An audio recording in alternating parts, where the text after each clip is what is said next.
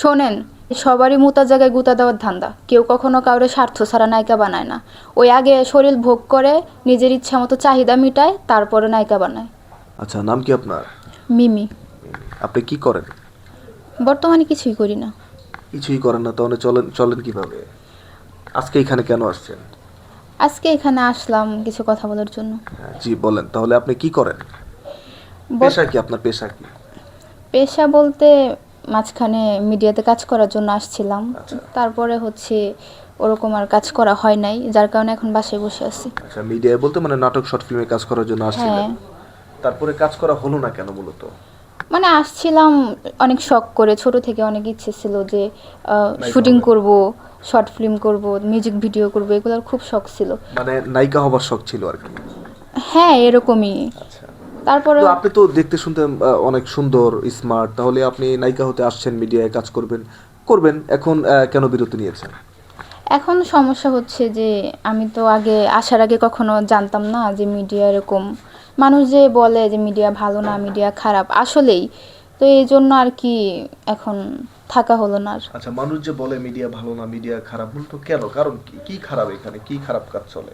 কারণ আমি প্রথমে যার মাধ্যমে আসছিলাম মিডিয়াতে, সে হচ্ছে আমি টিকটক করতো, টিকটকে পরিচয় তো তার মাধ্যমে আসি। আসার পরে হচ্ছে ও আমার এক প্রডিউসারের সাথে পরিচয় করায় দেয় যে ওনার সাথে পরিচয় হও, উনি তোমাকে কাজের জন্য শিডিউল দিবে। আচ্ছা। তো যখন পরিচয় হলাম, উনি আমার কাজের জন্য শিডিউল দিচ্ছে, দেওয়ার পরে আমাকে বলে নাই কিছু, আর আমি তো এত কিছু বুঝিও না। আচ্ছা। তো আনার পরে আমাকে বলতেছে যে আমরা তো কাজ করলে হচ্ছে গিভ অ্যান্ড টেক, যেটাকে বলে। আচ্ছা। পরে আমি আবার বললাম এটা কি, মানে আমি বুঝতে পারিনি। বললো যে কিছু পেতে হলে কিছু দিতে হয়। তুমি যদি মিডিয়াতে কাজ করতে চাও, তোমার শখ পূরণ করতে চাও, তাহলে আগে আমাদের সাথে সময় দিতে হবে, আচ্ছা। আচ্ছা। মানে ওদেরকে খুশি করতে হবে আর কি। আচ্ছা। তো আমি ভাবছিলাম যে হয়তো উনি এরকম বলছে, সবাই হয়তো এরকম বলবে না। তো তারপরে দেখা গেল আরও কয়েক জায়গা থেকে কাজের কথা বলছি, আচ্ছা। দেখি সবাই একই কথা বলে। এবং অনেকেই আরও অনেক কথা বলে, টাকার কথা বলে যে তোমার যত টাকা লাগবে ততই দিব, মানে বিভিন্ন কথা। তো এগুলো শোনার পরে ভাবলাম যে মিডিয়াতে থেকে লাভ নেই, মানুষ যে বলে সত্যি কথাই বলে। আচ্ছা, এখন আপনি মূলত বলতে চাচ্ছেন যে মিডিয়ায় মূলত এই কাজগুলো চলে থাকে কেন? আমরা তো যতটুকু জানি এইগুলো তো আসলে মিডিয়ায় কাজের সাথে এই গিভ অ্যান্ড টেকের সম্পর্কটা কি মূলত?